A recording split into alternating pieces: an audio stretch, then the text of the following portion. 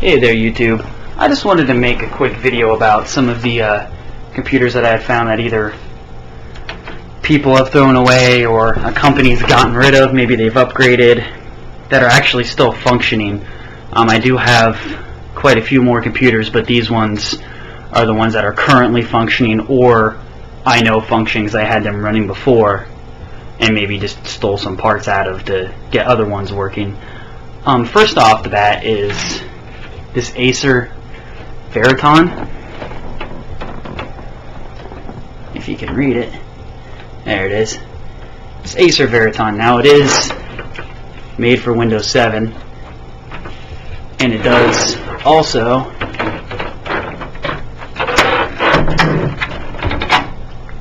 have an Intel Core i3 processor in it. Now, I don't know why somebody got rid of it, because it seems to function just fine. Like I said, it has the i3 in it, so it's a dual core, that hyperthreads, so it almost basically runs like a quad core. Not quite as much. I mean, it is the budget processor for Intel at the moment, but still not that old. This is, I think, from 2010. So here you can see the heatsink. It's got a nice big shroud on it. It also has a full PCIe for video cards, a smaller PCIe ×1 for an internet card, whatnot, and then you got your two original PCIs right there. Also, here's all your RAM slots, of course, dual channel, DDR3 RAM. It does take 3 different speeds, but I'm not sure offhand which speeds it takes. Originally it did have a DVD writer in it, but I took it out. I'm using it in something else at the moment. And it did have a hard drive in it, which I also took out too. On the back you can see it has onboard video. It has a DVI or VGA, whichever. And it also still has the old serial. I don't know if anybody uses them anymore, but it does have it. If I back it up a little bit here, you can see that it does have your PS2 ports for your mouse and also your keyboard, which are kind of being phased out too in favor for USBs, which this has quite a few of. Looks like six of them, and an Ethernet port. And now you got your plugins for your sound. Here's your PCI slot covers that are currently all falling out because I don't have the plastic cover on there and I don't feel like putting it back on. And also, neglected to show you, here's where the hard drive goes, and I do have the other caddies for it, so looks like you fit 4 of them in there. The board goes up to 16 gigs of RAM, so it's highly upgradable, I'd say. I don't know why someone got rid of it. It does run. Nothing wrong with it. Next up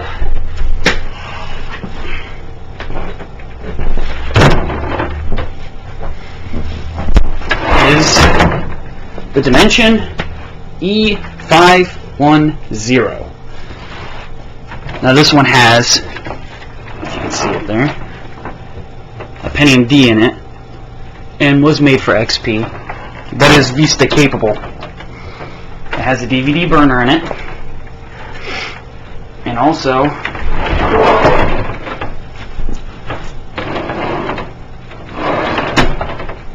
it has, let's see it here, an aftermarket power supply in it. It's not the original power supply that the Dell actually had in it. Somebody had put that one in there. And it does also have a video card in there. It's an ATI. I'm not quite sure which model it is, but on the back you can see that it has DVI out, S-Video out, and VGA. And also, since we're looking at the back, you can see it still has an old dial-up card. There's all your USBs, and there's your Ethernet, and you got a few more options for different speaker setups. And you can see that your onboard VGA right there is covered up with a little cover. It still does work, but they cover them up so you don't accidentally plug it in there, I guess.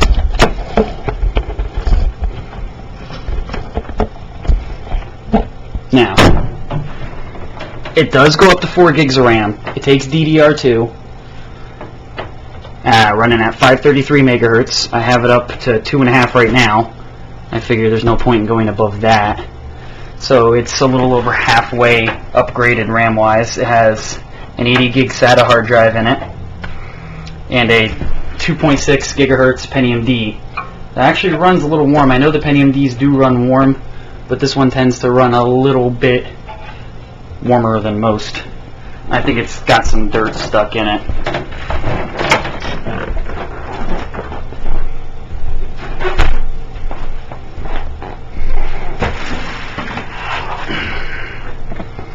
Next up, this one functions also.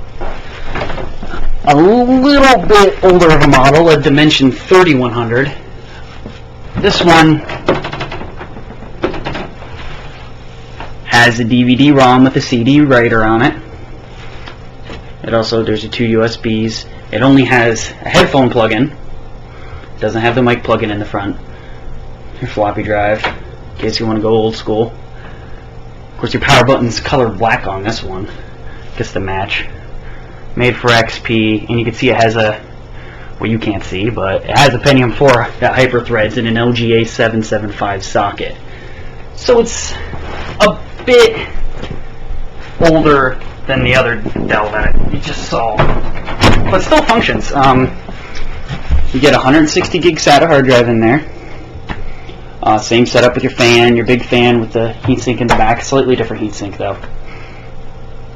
It only has 2 slots for RAM.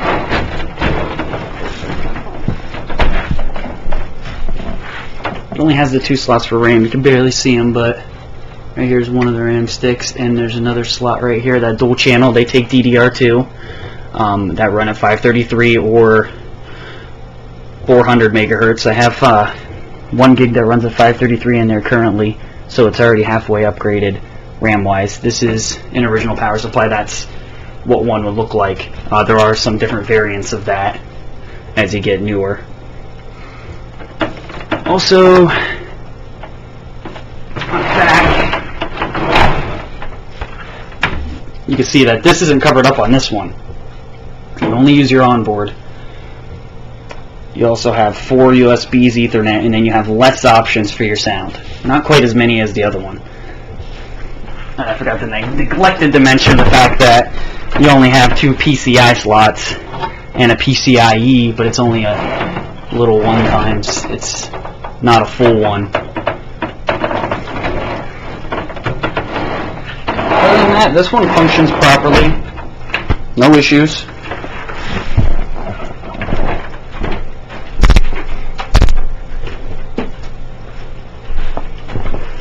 And the last one. The smallest one.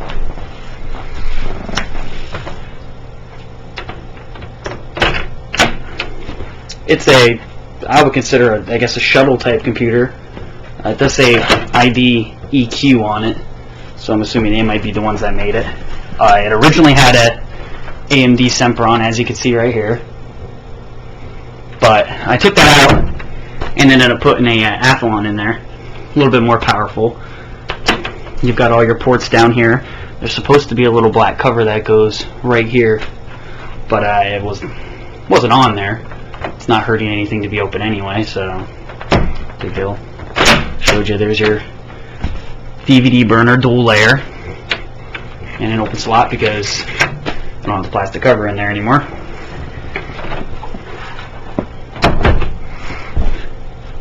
And here you can see your system case fan. There's your power supply, of course. I have a NVIDIA FX, one of the FX 5000 series AGP video card in there that is DirectX 9 capable, so it will work on Windows 7 just fine. VGA, S-Video, and it looks like a digital out, oh no, composition out, composite, Ethernet, USBs, FireWires, VGA, serial, UPS-2 ports, sound.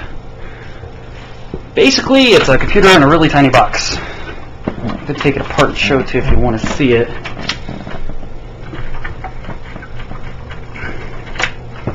I had 3 of these, which one of them I got rid of already, and the other one was non-functioning.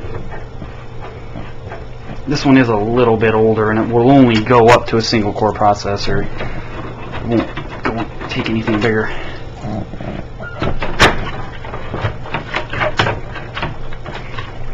So the main part.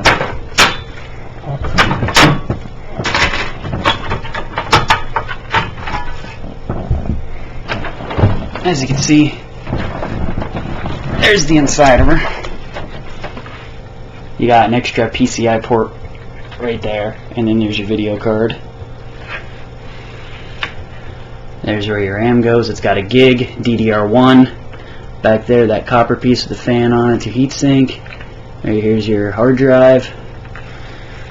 Basically, it's all just smashed into a really tight, really tiny case. You see, this is the top. There's your power supply, and there's the DVD drive. I do have a few other ones. Currently, actually, the one that I'm using was one I actually got from the garbage too, which is a Dell Optiplex 380. It was for Windows 7, and it actually has a Core 2 Duo, upgradable to a Core 2 Quattro. It's got its max of 4 gigs of DDR3 RAM, runs perfect. I have a 160 gig hard drive in it, and it's a great little computer.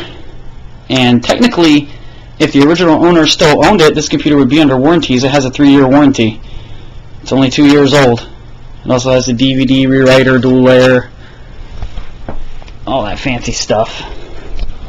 Well, that was the computers I have currently. Hopefully I'll have more to show later, and hopefully a better setup to show them with, since currently I'm using a very cheap webcam and very poor lighting.